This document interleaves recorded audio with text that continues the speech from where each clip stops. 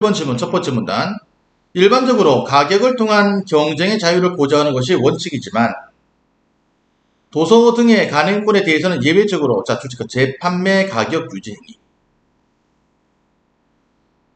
수능 특강에서 한번 나왔던 건데요. 재판매 가격 유지 행위라는 것은 뭐냐면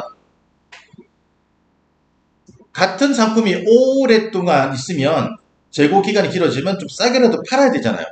지나치게 싸게 팔면 그 제품을 생산한 회사에 대한 이미지가 떨어지게 돼요, 신뢰도가. 그래서 이 가격 미만으로는 절대 팔지 못하게 하는 게 바로 재판매 가격 유지행위입니다. 그러니까 즉 생산자가 중간 상인들에게 가격을 지정을 해주는 거죠. 그럼 이건 어떻습니까? 시장의 가격 형성에서 팔고 싶은 가격에 못 팔게 만드는 거예요. 그걸 공정거래법에 위반이 되는 겁니다. 그런데 저작권이 있는 음반이라든지 도서라든지 이런 것들은 독점적인 행위를 권리를 줘야 되기 때문에 재판매 가격 유지가 불법이 아닌 게 된 겁니다. 알겠어요? 흔히 간행물 시장에서 도서 정가제로 불리는 이 행위는 간행물을 제작한 출판사가 판매 가격을 정하고 서점 등의 유통사들이 이를 준수하도록 강제하는 것을 말한다. 됐죠? 가격을 강제하는 게 바로 재판매 가격 유지 행위입니다. 이는 대형 서점에 과도한 할인 경쟁으로부터 중소 서점을 보호하기 위한 것이다.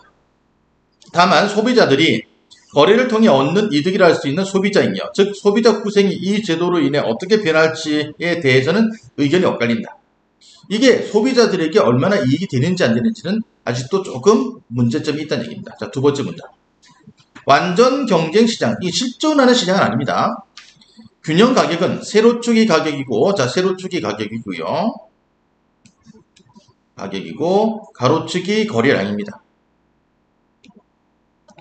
평면에서 우하향하는, 봐봐. 가격이 비싸면 판매량이 적죠. 가격이 낮으면 판매량이 높을 겁니다. 이렇게 되는 겁니다.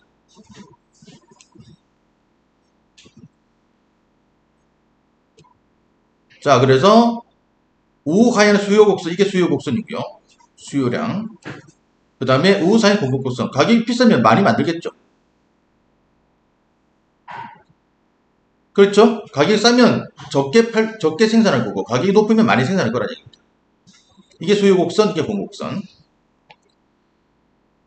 그래서 가격이 여기서 균형 가격이 정해집니다. 그 점에서 가로축에 나란하게 그은 수평선, 그리고 세로축에 나란하게 그은 수직선. 요 면적이 그건 수평선과 세로축 그리고 수요곡선 사이 면적이고 소비자 잉여에 해당합니다.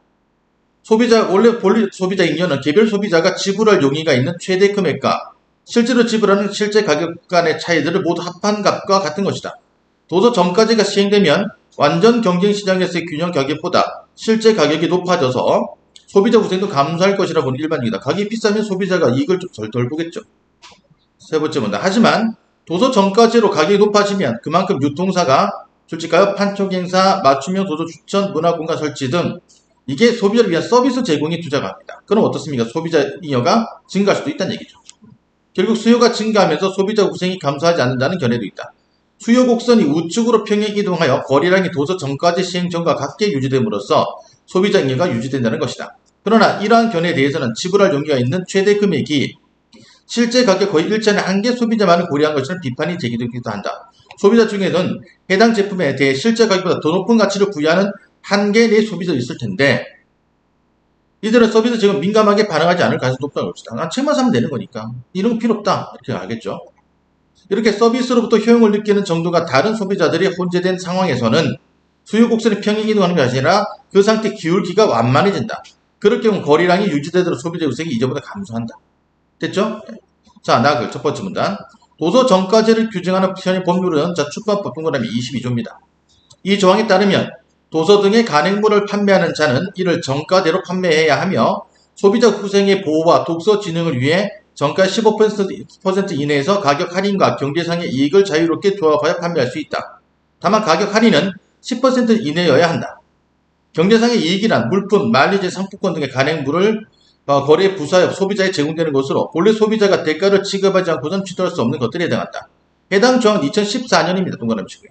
개정된 것으로 정가 10% 이내에서 가격 할인을 허용하면서 추가로 실제 판매가 10% 이내에서 경제성 이익 제공까지 허용했던 기존 원칙을 보완한 것이다. 이게 무슨 말이냐면 책이 10,000원이면 1,000원 깎아줄 수 있고 1,000원까지 그 다음에 또 1,000원에 대해서 마일리지를 주는 거예요.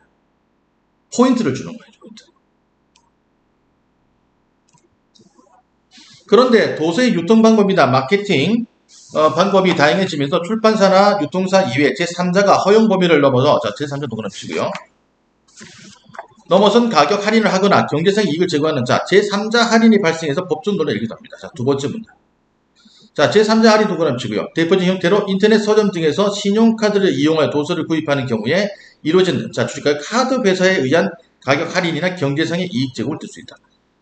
신한카드로 결제하면 5% 더 할인이 되고 또 포인트를 10,000원 더 준다 이런 식으로. 이를 도서 정가제 위반이라고 보는 입장에서는 이거 법을 어겼다는 얘기입니다. 제3자 할인에 제한하지 않으면 도서 정가제 취지가 무색해진다는 점, 도서의 정가 판매가 원칙이므로 할인은 법률상 명시적인 허용 규정이 있는 경우로 한정해야 한다는 점을 근거로 둔다. 반면 도서 정가제 위반이 아니라고 보는 입장에서는 도서 정가제 취지가 할인 경쟁으로부터 판매자를 보호하는 것이므로 제3자의 부담으로 할인 혜택을 주는 것은 문제되지 않는다는 점.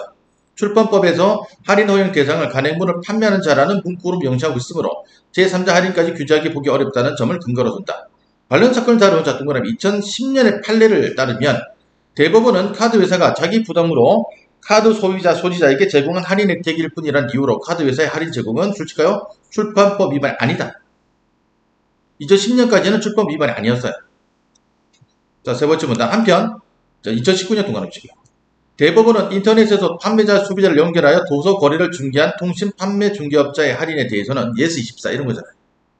대해서는 위법하다는 판단했죠. 위법하다는 판단을 내렸죠.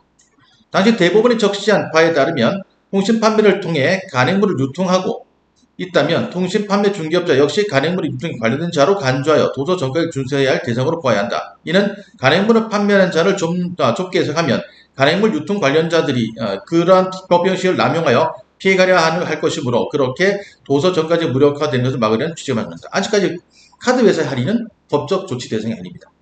문제 풀겠습니다.